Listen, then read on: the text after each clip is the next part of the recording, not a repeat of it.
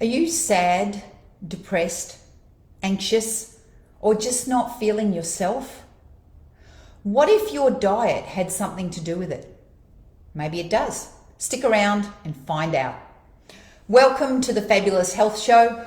I'm your host, Terry Chrisman, and I'm a whole foods plant-based nutritionist. And this show gives you the tools to help you obtain optimal health so that you can live a long, happy life and age with grace and vitality. I go live every day on Facebook and on my YouTube channel, Fabulous Health, at 10 a.m. US Central Time during November 2021, all the way up to November the 19th. Then after that, I'm going to do a weekly show with guests. And directly after the podcast, I load the audio to all your favorite podcast platforms, such as Google, Spotify, Apple Podcasts, Spreaker, Deezer, Podcast Addict, you name it, it's there. And if you want to subscribe to this podcast, then just head over to fabuloushealth.net, click on the podcast tab, and you can go straight to your platform and you don't have to do any of the searching. I'd like to say thank you so much to all the people who are downloading the podcast and who are listening to it. The people who are watching and commenting, thank you so much. I really appreciate your comments, and keep watching and keep commenting. Okay, first of all, here's a disclaimer. This show is for educational and informational purposes only. The information shared today is not intended to diagnose, treat, or cure any disease and should not take the place of personalized professional medical care. So please consult your primary care physician before making any changes to your diet. Now, I'm talking today about mental health. And does your diet have anything to do with it? Let's find out. First of all, let's talk about statistics. The leading cause of disability in the US for 15 to 44-year-olds is depression, and it's also the largest contributor to disability worldwide. Women are twice as likely to suffer from depression than men. And in America, African Americans and Hispanic people suffer from more depression than Caucasian and Asian people. Coincidentally, well, maybe not coincidentally, there's also a correlation between depression in adults and family income. So with those with the most affluent suffering from less depression. Now, is that because when you have more money, you have less problems? Or is it because when you have more money, you can afford better nutrition? It's no secret that those on the lowest socioeconomic scale are the least nourished.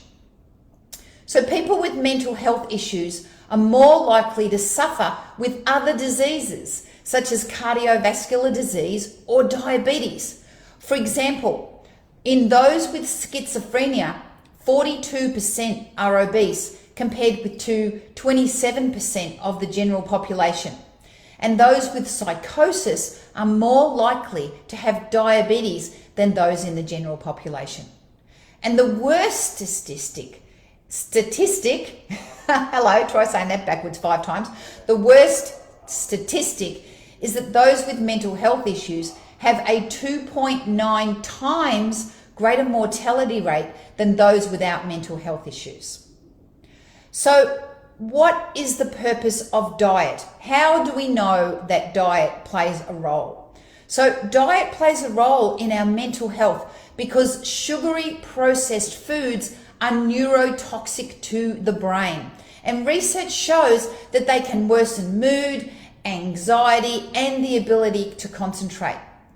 Animal products contain pro-inflammatory compounds called arachidonic acids that can adversely affect and impact mental health via a cascade of neuroinflammation. That's inflammation in the brain. And this leads to worse depression and more risk of suicide.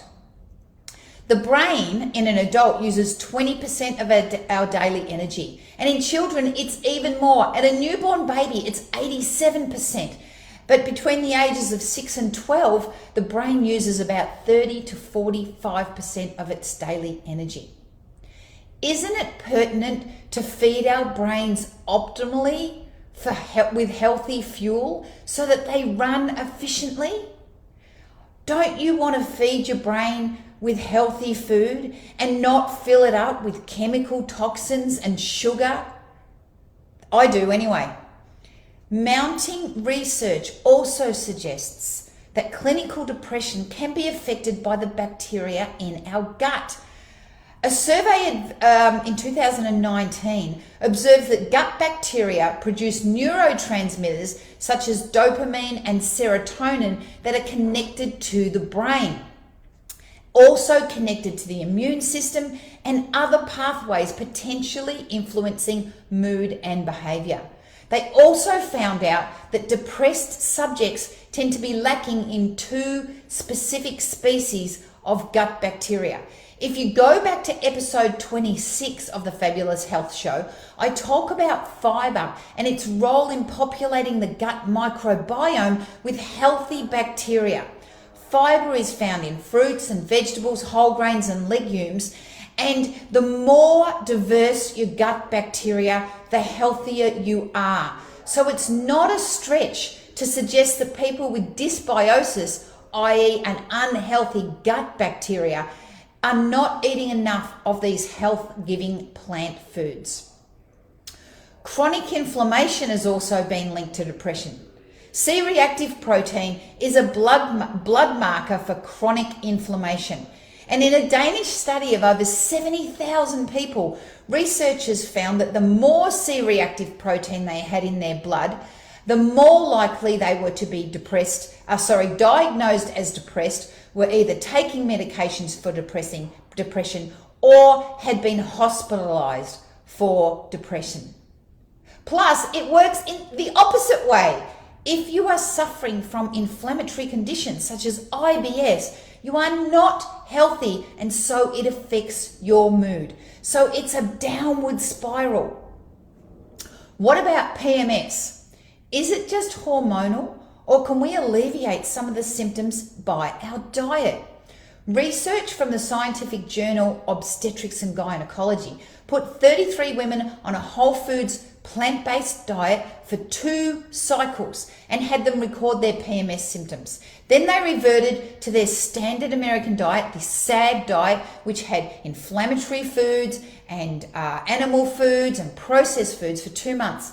And during the vegan phase, the whole food plant-based phase, the majority of women experienced less discomfort, less bloating, and less PMS mood-related disturbances. Now, that's only an observational study. I know, I understand science, that isn't it worth just giving it a go, just trying to eat more whole food plant-based diet to see if it works? Now, I'm not here telling you that diet is the only cause of mental disorders. Mental illness can also be genetic, psychological, environmental, social, or pharmacological. There is no magic bullet. But I always say, what can we do now that can put us in the best health possible so that we can eliminate some of the causes? Now, for me, diet is the most obvious thing to change because it is so easy to change. If you fuel your body with all the nutrients, it will start to heal itself. So what nutrients am I talking about? First of all, I say do eat a wide variety of plants, fruits, vegetables, legumes, whole grains. If you do that, you're going to get all the necessary nutrients, except for vitamin B12. If you eat an exclusive whole foods plant-based diet, you do need B12. Go onto my website, fabuloushealth.net, click on the supplement tab, and I'll show you which one I love. The other essential nutrients that you need are omega-3 polyunsaturated fatty acids. Now, you get these from algae. Don't get them from fish. If you go and get your fish oil, more than likely it's going to be rancid. Plus, the problem with fish in our oceans these days is that they are toxic with mercury, which is a neurotoxin in itself. Do not put something into your brain that's supposed to be helping your brain that actually hinders your brain. So get your omega-3 polyunsaturated fatty acids from algae. And again, go onto my website, fabuloushealth.net, click on the supplement tab, and you will see there my favorite omega-3 supplement. Omega-3s are doxohexanoic acid, DHA. Now, they are the phospholipids in our brain, and they help the brain synapses. And the synapses are basically the neurological impulses going from one nerve cell to another. When we're born, our synapses are few and far between. There aren't very many. Within the first 12 months of life, our synapses increase multiple times so that we have lots of nerve impulses going all throughout our brain, and our brain becomes a much more complex organ. We need that omega-3 polyunsaturated fatty acids from the time before we are born. So when we're pregnant, we need to be taking them. Now remember, algae is not DHA, it's AHA, and the body converts it into DHA, and you want to make sure that you convert the ALA to the DHA. Okay, DHA is also a precursor to compounds that bring down inflammation. What about minerals? Zinc, magnesium, iron, essential. And you get these in your greens, your lentils, your seeds, and lots of different foods. Iodine is very essential, and you get that from seaweed, and that helps prevent mental retardation. In fact, iodine deficiency accounts for a loss of 10 to 15 IQ points in the population. Iodized salt is a way to get iodine into your body, and in fact a lot of countries have iodized salt, and the bread that they buy that you can buy actually has iodized salt in it. Now, I live on a salt-free diet, but I make sure that I get my iodine from either my whole food supplement or from my seaweed.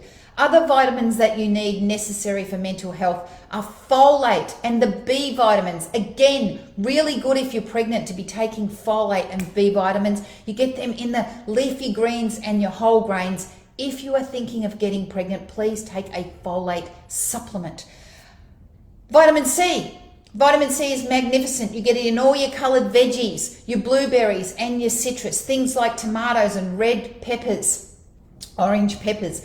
Vitamin E, a fat-soluble vitamin. Your brain is made of 50% fat, needs those fat-soluble vitamins, avocados, nuts, and seeds.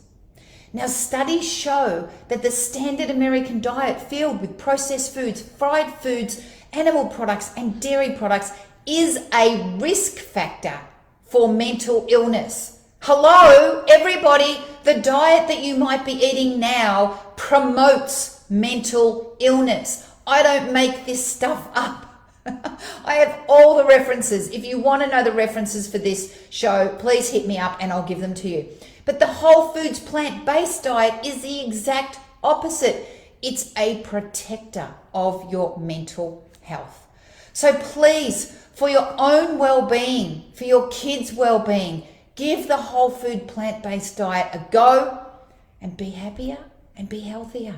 And get rid of your mental illness symptoms. Get rid of your depression. Get rid of your sadness and bring in your happiness. I hope this was helpful. Ask me questions. Leave me comments. Go to fabuloushealth.net. I don't even know my website name. Go to fabuloushealth.net and check out all the resources I have there. You can binge watch all these episodes. I'm up to episode 43 already. I'm going to do 50 episodes just of me yabbering at you, and then I'm going to start interviewing smart, intelligent people who've written books on how fantastic this lifestyle is. That's going to start after the 50th episode. You can go and try out my new course. It's called The Quick Road to Fabulous Weight Loss, but you might as well call it The Quick Road to Mental Health. I'm giving you 25% off this month, November 2021. Just use the code PODCAST. Now, tomorrow we're going to talk about your immune system and your diet. Oh, I love getting so sciencey.